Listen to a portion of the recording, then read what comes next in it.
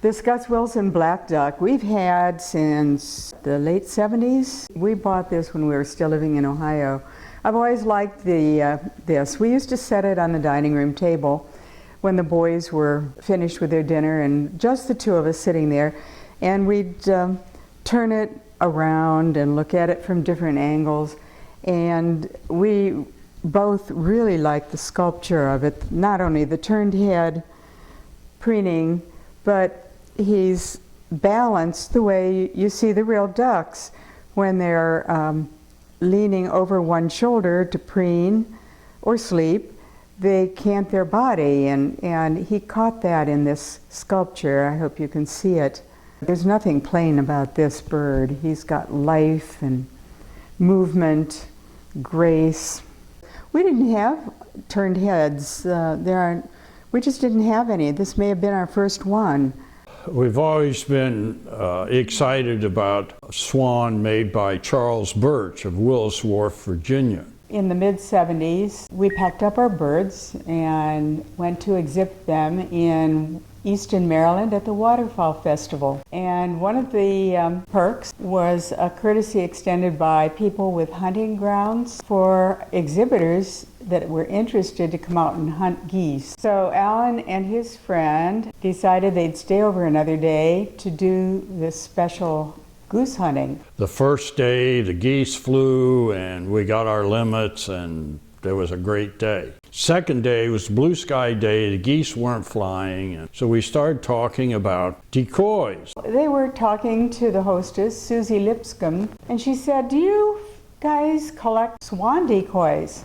And we said, "Oh yeah, we like swans." And she said, "Well, my ex is getting rid of a bunch of birch swans." Well, that cut the hunting short, and we found her ex working for a carpet company there in Easton, and we got to see the 5 birch swans. There were swans in different positions, and his friend said, "Say, I'm interested in this one. What do you want for it, Mr. Lipscomb?" And so he paid him $1,900. And Alan was thinking, how am I going to get one of these? I don't have my funds with me. So he said, "Would you let me take one home? I've got a bird at home that I think I can sell, and I'll either bring you the funds or bring you the swan decoy back if I can't sell my bird." And Mr. Lipscomb said, "Sure, go ahead and take it."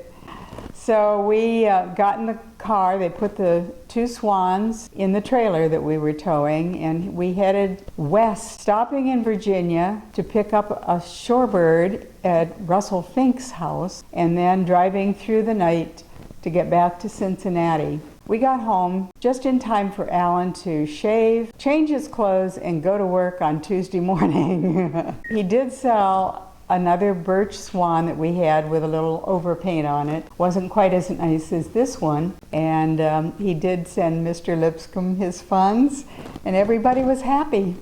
And I'll never forget the man telling us, as a little boy, I hated those swans because when it rained and froze, the ice dripped off the bill, and I had to row out there and knock the ice off the bills by hitting them in the back of the necks.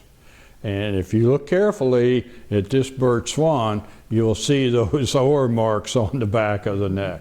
Fortunately, the neck didn't split and it held up, and we have a nice birch swan. This big fat Mason curlew is interesting because it's a little different than the regular Mason curlew, which is an icon in itself. This was made from an example of a William Bowman from Lawrence, Long Island curlew that somebody sent to the Mason factory and asked to have it duplicated. This was something that the Mason factory did, and they sure did a beautiful job on this.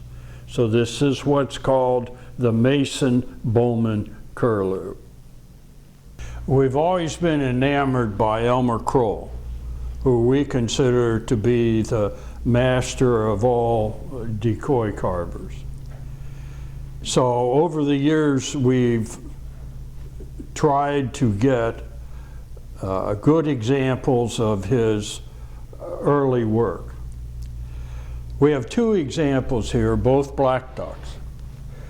This turned head preener with the raised primaries was a decorative decoy that was made in 1908 and given by Elmer as a wedding present to one of his gunners. It was not made for use, as these carved primaries wouldn't have held up in a hunting environment. This duck is another duck of the same period that dates back to 1905. And it has the chip carving in the tail, chip carving in the breast, carved primaries, carved tail, and it is in a feeder position. Very unusual for Elmer Kroll. I have never seen another Kroll carving with the head in that position. Now, the interesting thing about this decoy is it is a working decoy. It was weighted on the bottom. There was a weight in the center. There was a little weight on one side to offset the head so it floated properly.